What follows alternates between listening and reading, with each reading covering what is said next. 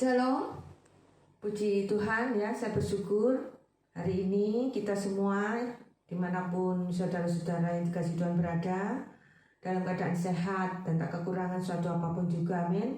Semua ini karena kasih dan anugerah Tuhan yang luar biasa, yang dahsyat dalam hidup kita, amin. Dan penyertaannya yang sempurna dalam hidup kita. Saya bersyukur ya hari ini bisa melanjutkan acara saksian hidup saya yang ke-25 di channel Bukit Sion ini. Memang channel ini sengaja saya buat untuk menyebarluaskan ya kabar baik dari Tuhan Yesus. Amin. Jadi saya bersyukur ya channel ini bisa terus eksis ya, meskipun dengan segala kekurangan saya ya, dengan keterbatasan saya berusaha ya sebaik-baiknya untuk menyampaikan pesan Tuhan dengan segala keterbatasan saya ya. Semoga saudara-saudara semua tidak terganggu ya dengan keterbatasan yang ada. Ya, jadi saya mohon maaf ya jika banyak keterbatasan dalam pembuatan video ini. Sebelum saya memulai acara ini, saya akan mengajak saudara-saudara semua untuk berdoa. Bapa yang baik, dalam nama Yesus, Hamba-Mu serahkan acara ini dari awal sampai akhir dalam pimpinan Roh Kudus-Mu. Biarlah Kau pakai hamba-Mu ini sebagai alat-Mu untuk menyampaikan pesan-Mu hari ini, karena Engkau mengasihi kami dengan kasih yang dahsyat, kasih yang luar biasa, kasih yang tak terbatas, kasih yang kekal.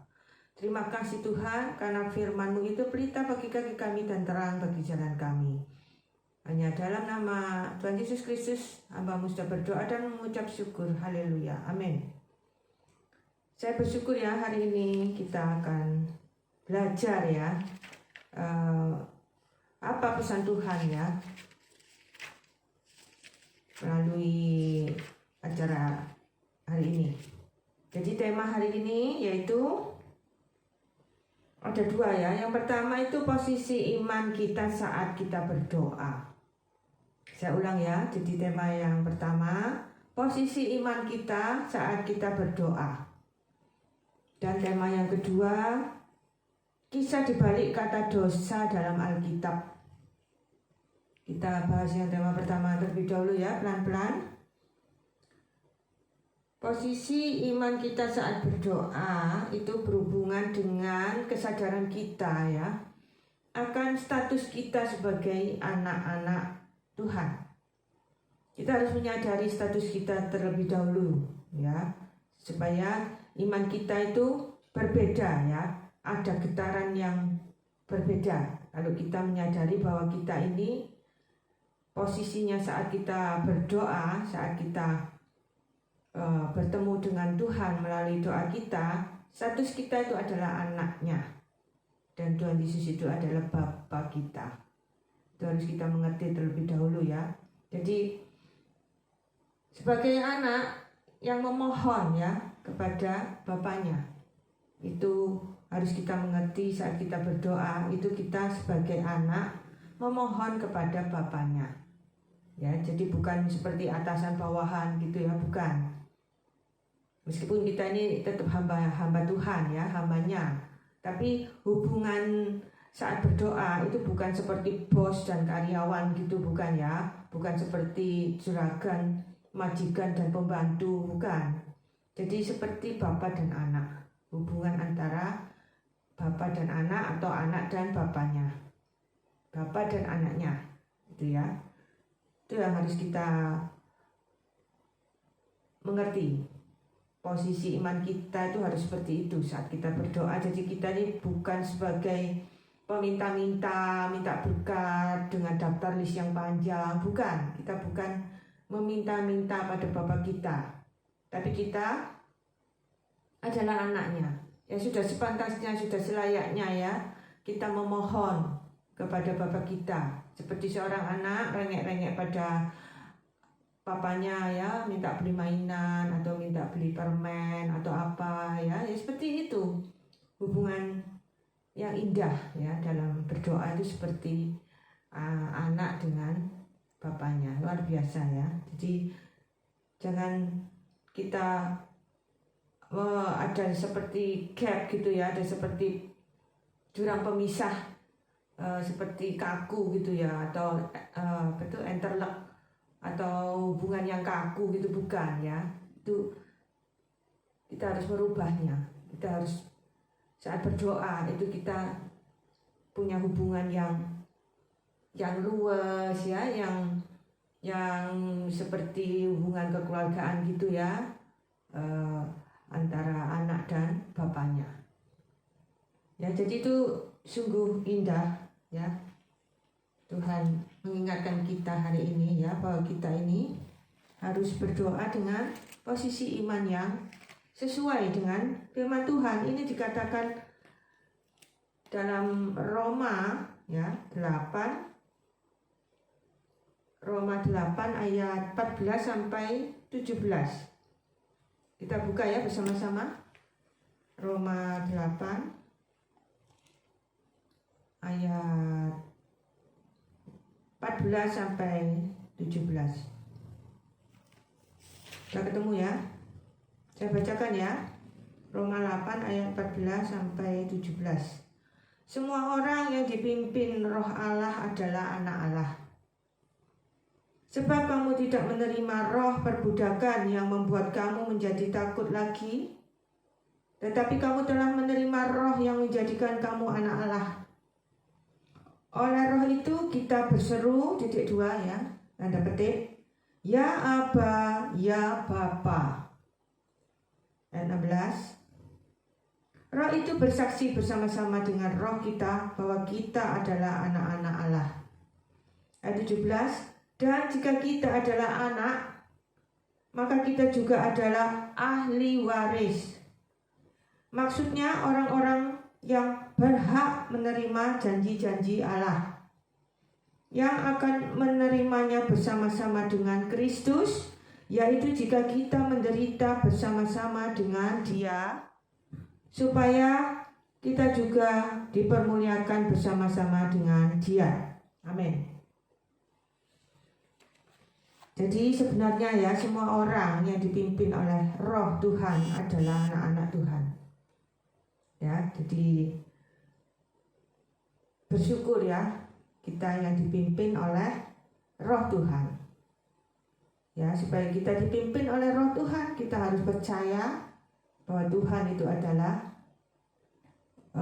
juru selamat kita. Dialah jalan kebenaran dan hidup. Barang siapa yang percaya kepada Tuhan akan beroleh hidup dan tidak binasa. Amin. Karena roh Tuhan itu sudah membaharui kita dengan kelahiran baru, maka roh Tuhan menciptakan kita sebagai anak-anak Tuhan karena roh Tuhan itu sendiri.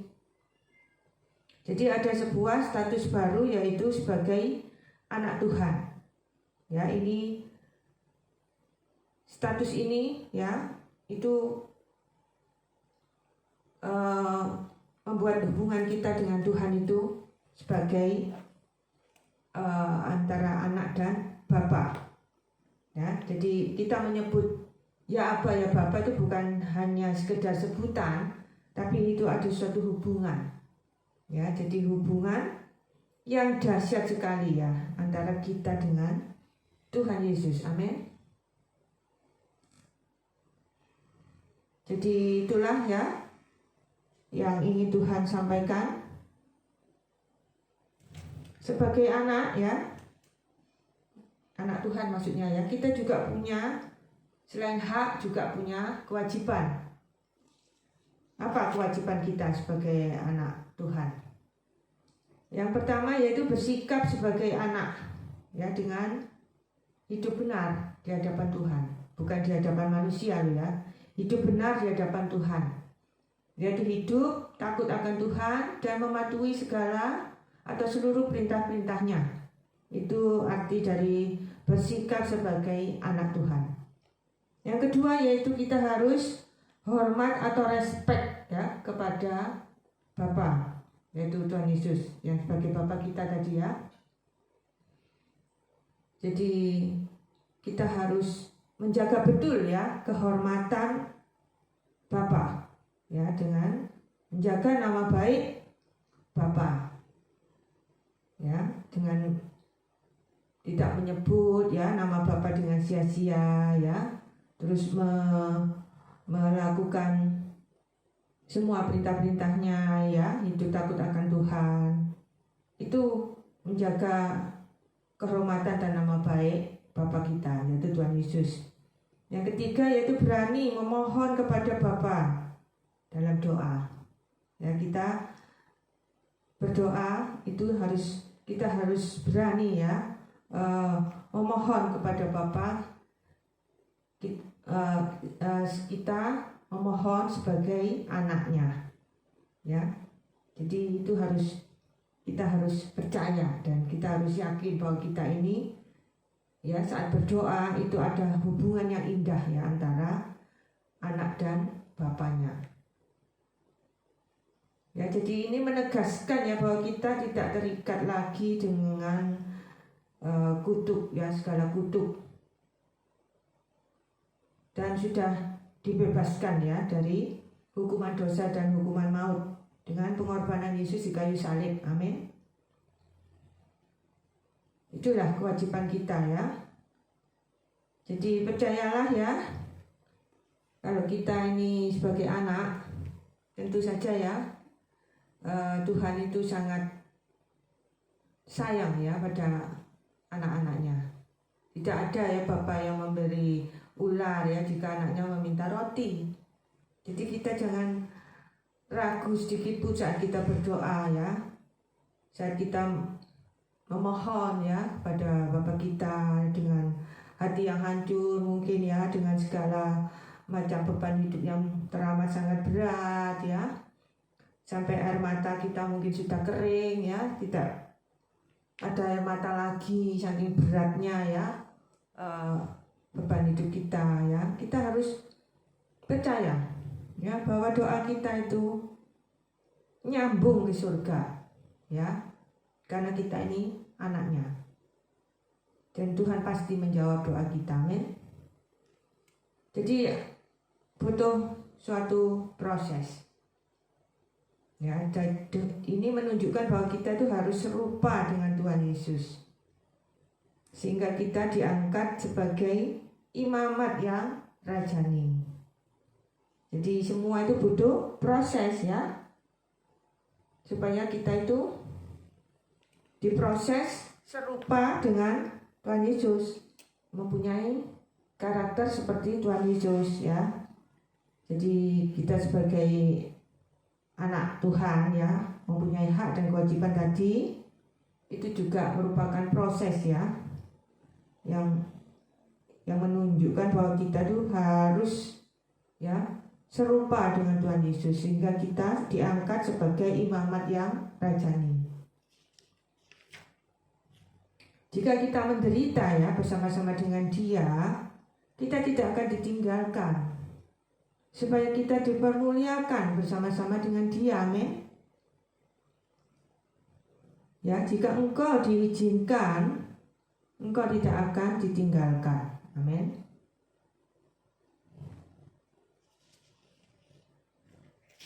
Jadi itulah ya yang harus kita mengerti. Kita harus mempunyai posisi iman yang benar, sehingga kita itu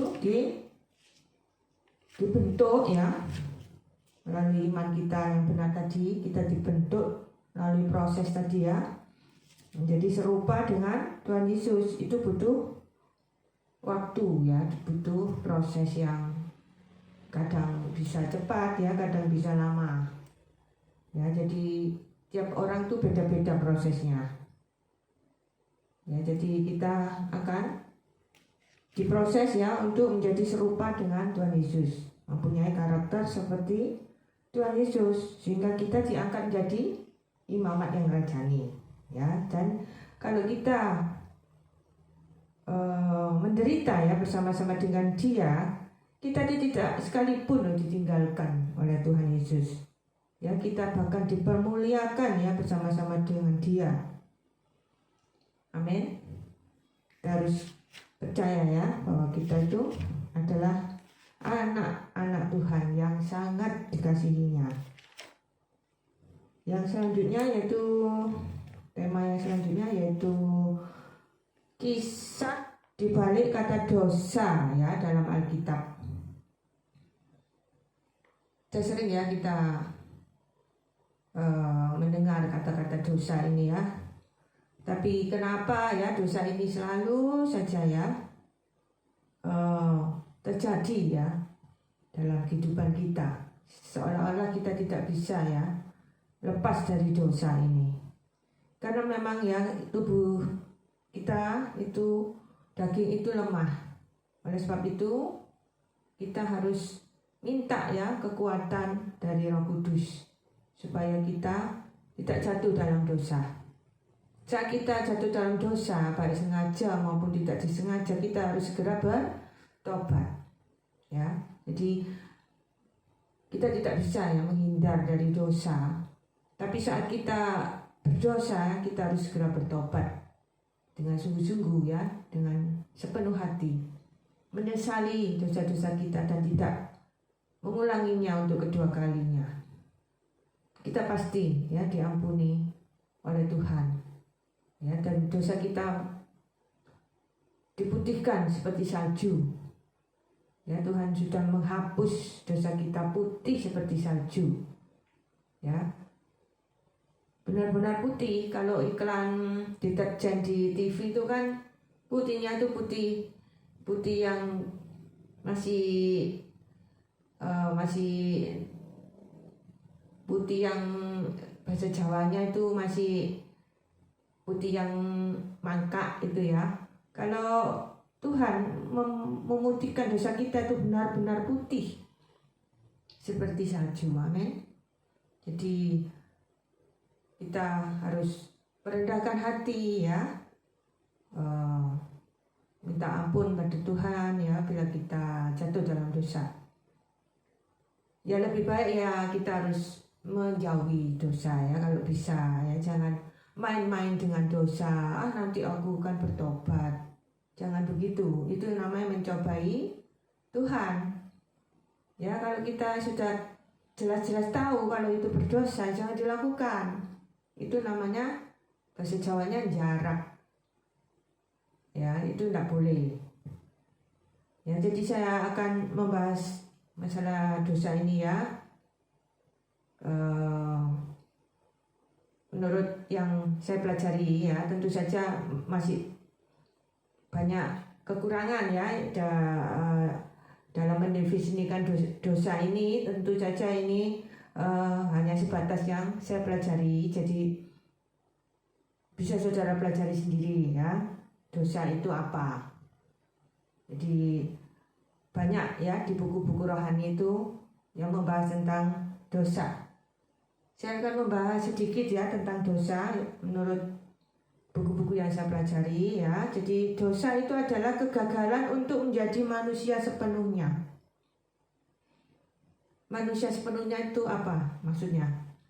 Manusia sepenuhnya itu manusia yang diciptakan ya untuk mengasihi Allah dan mengasihi sesama manusia. Ya, itu gagal. Jadi manusia itu gagal menjadi manusia sepenuhnya yang mengasihi Allah dan mengasihi sesama manusia. Itu pengertian dosa yang pertama. Pengertian dosa yang kedua, dosa itu tidak sekedar berbuat buruk ya, tetapi dengan mudahnya menipu diri sendiri dan berhayal ya. Keputusan yang diambil itu merupakan keputusan yang baik dan benar menurut dirinya sendiri ya. Padahal itu merupakan keputusan yang salah. Ya, bahkan itu merupakan kegagalan yang besar, tapi manusia itu tidak menyadarinya. Itu arti dosa yang kedua. Jadi dosa itu lebih ya dari sekedar berbuat buruk. Ya, tetapi dengan mudahnya ya menipu diri sendiri dan berhayal bahwa keputusan yang diambil merupakan keputusan yang tepat dan benar. Padahal itu merupakan keputusan yang salah dan merupakan kegagalan yang besar. Ya, jadi tidak menyadarinya. Yang ketiga yaitu dosa adalah dorongan yang egois ya, dan mendalam yang mengendalikan sebagian besar perilaku kita. Saya ulang ya, jadi pengertian dosa yang ketiga yaitu dorongan yang egois dan mendalam yang mengendalikan sebagian besar perilaku kita. Ya, jadi perilaku yang negatif tentunya ya, perilaku yang menyimpang dari firman Tuhan. Itu biasanya itu ada dorongan yang egois, yang mementingkan diri sendiri. Ya, dan dorongan itu sangat besar sekali, sangat dalam. Ya, dan itulah ya yang mendorong kita untuk berbuat dosa. Yang berikutnya, arti dosa yang berikutnya yaitu segala perbuatan yang keluar ya dari kebenaran firman Tuhan. Itu dosa. Contoh ya, kisah Kain membunuh Habel ya, karena Kain cemburu ya pada Habel karena Allah lebih berkenan kepada Habel. Ya, jadi ada rasa iri. Ya, rasa iri itu akhirnya dibuai menjadi dendam, dendam dibuai menjadi rencana pembunuhan, dan dibuai lagi akhirnya dibunuh beneran. Ya, jadi dosa itu sangat mengerikan. Ya, jadi kita harus menjauhi segala bentuk dosa. Ya, dari kisah di atas, ya, dosa atau kegagalan moral itu digambarkan sebagai binatang yang sangat buas, yang haus dan lapar, yang ingin melahap manusia. Ya, jadi dosa itu adalah kegagalan moral yang digambarkan sebagai binatang yang sangat buas, yang haus dan lapar, yang ingin melahap manusia. Mengerikan ya dosa itu. Kita membayangkan binatang yang mengerikan itu seperti di film horor itu apa? Zaman dulu saya waktu kecil ya, belum ada HP, masih lihat video ya, pakai alat video yang jadul itu ya. Saya masih ingat, saya dulu sering ya lihat film horor yang alien gitu loh. Bukan film horor yang setan-setan, bukan. Film horor Amerika yang makhluk monster gitu. Saya dulu suka sekali nonton film seperti itu. Alien yang pertama itu saya sempat nonton loh. Ya. Siapa yang pernah lihat atau nonton film alien itu? Ya seperti itu binatangnya, bahkan lebih mengerikan lagi ya. Bentuknya itu binatang yang mengerikan itu ya, mirip-mirip alien gitu ya. Ya, jadi itu sangat lapar dan haus, bayangkan. Yang sudah siap-siap ingin melahap kita, bulat-bulat ya. Jadi luar biasa, sangat mengerikan. Dalam perjanjian baru ya, Rasul Paulus menggambarkan dosa itu sebagai sesuatu kekuatan atau kuasa yang mengendalikan manusia. Rasul Paulus berkata, kita ini adalah hamba dosa. Rasul Paulus juga berkata, dosa ada di dalam aku, sehingga apa yang aku benci itu yang kulakukan. Ya, jadi dosa itu sangat kuat sekali ya. Jadi kita harus minta kekuatan juga dari Roh Kudus supaya kita tidak mudah jatuh dalam dosa. Kita harus senantiasa ya memohon kepada Roh Kudus untuk memimpin, menguasai, mengendalikan hati dan pikiran kita senantiasa. Amin. Alkitab berusaha ya mengingatkan kita ya bahwa perilaku manusia yang rusak dan suka menipu diri sendiri dan berakar sangat dalam pada hasrat dan keinginan yang sangat egois yang mendorong kita bertindak demi keuntungan diri kita sendiri dan mengorbankan orang lain. Saya ulang ya. Alkitab berusaha mengingatkan kita bahwa perilaku manusia yang rusak dan suka menipu diri sendiri berakar sangat dalam pada hasrat dan keinginan yang sangat egois yang mendorong kita bertindak demi keuntungan diri sendiri dan mengorbankan orang lain. Itu sebabnya ya mengapa dalam Alkitab kisah Yesus Kristus sungguh-sungguh menjadi kabar baik. Tuhan Yesus ya digambarkan sebagai sang pencipta yang menjadi manusia sejati, yang tak pernah lalai mengasihi Allah dan mengasihi sesama manusia. Artinya Tuhan Yesus tidak pernah berbuat dosa, namun ia menanggung seluruh riwayat kegagalan manusia atau menanggung seluruh dosa manusia. Ia hidup untuk orang lain, berkorban untuk orang lain, bahkan mengorbankan kepentingannya sendiri ya, dan mati bagi dosa-dosa orang yang berdosa. Ia dibangkitkan dari antara orang mati untuk mengaruniakan hidupnya yang akan menutupi semua kegagalan atau dosa-dosa manusia. Seperti kata para rasul, ia roh besar ya, tidak berbuat dosa, tetapi ia itu maksudnya Tuhan Yesus ya, memikul dosa kita di dalam tubuhnya di kayu salib, supaya kita yang telah mati terhadap dosa hidup untuk kebenaran. Saya ulang ya, seperti kata rasul, ia tidak berbuat dosa, tetapi ia memikul dosa kita di dalam tubuhnya di kayu salib, supaya kita yang telah mati terhadap dosa hidup untuk kebenaran. Amin. Jadi kesimpulannya, dosa terhadap manusia itu juga merupakan dosa terhadap Allah. Ya, jadi kita harus menyadari ya bahwa sebelum kita dosa terhadap Allah, itu kita tuh biasanya ya itu dosa terhadap manusia terlebih dahulu. Jadi dosa terhadap manusia ya itu otomatis juga dosa terhadap Allah. Jadi kita harus menyadari ya, maka dari itu kita harus menjaga ya hati, pikiran kita ya, supaya selalu ya dipimpin oleh Roh Kudus, sehingga kita tidak sampai dosa terhadap manusia. Kalau kita dosa terhadap manusia, otomatis kita juga dosa terhadap Allah.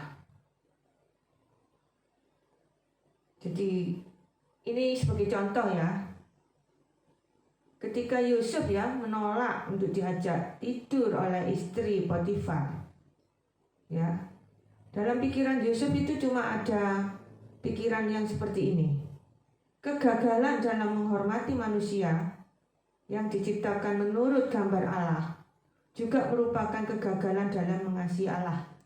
Ya, itu dalam Kejadian 39 ayat 9. Mari kita buka ya. Kejadian 39 ayat 9.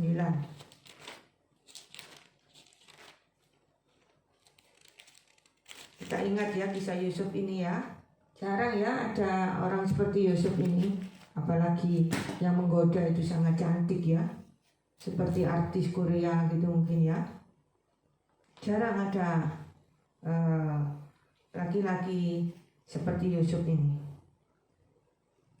Ini bisa menjadi teladan ya bagi kaum Adam ya, supaya menjaga ya kesuciannya juga.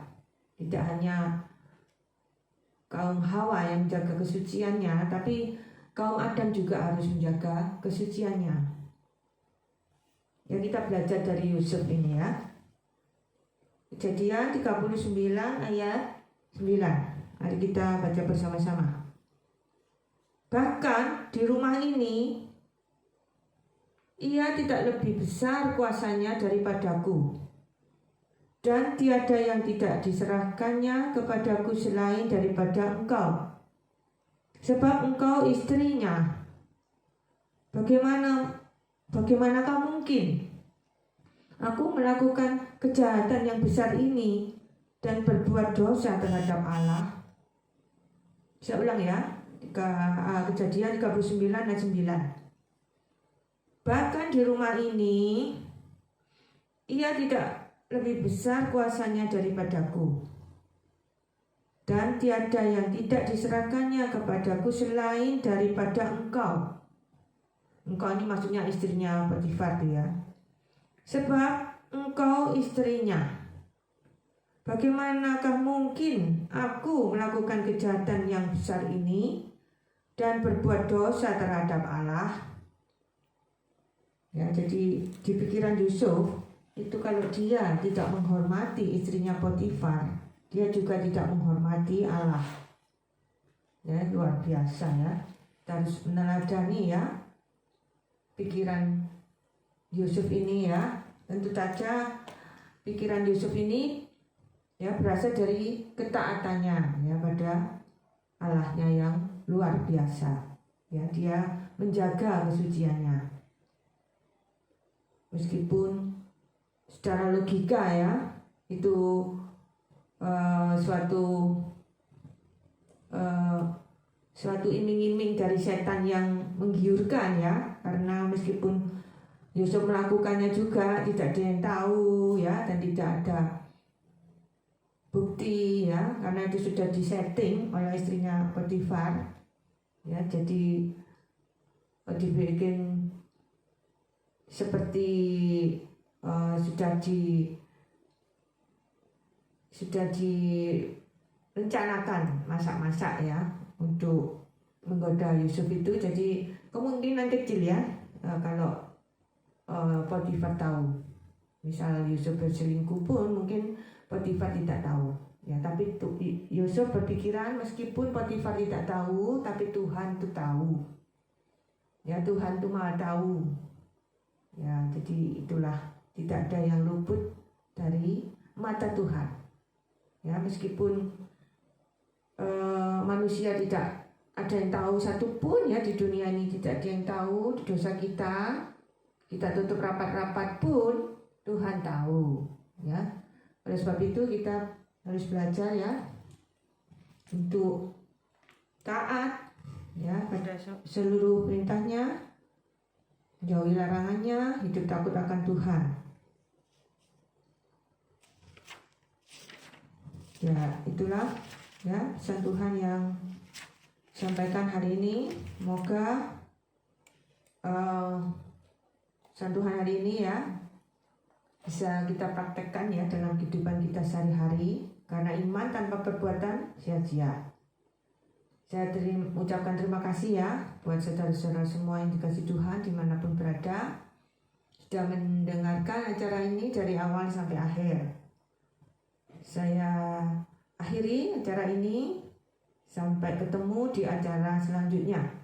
Tuhan Yesus memberkati kita semua. Amin. Shalom.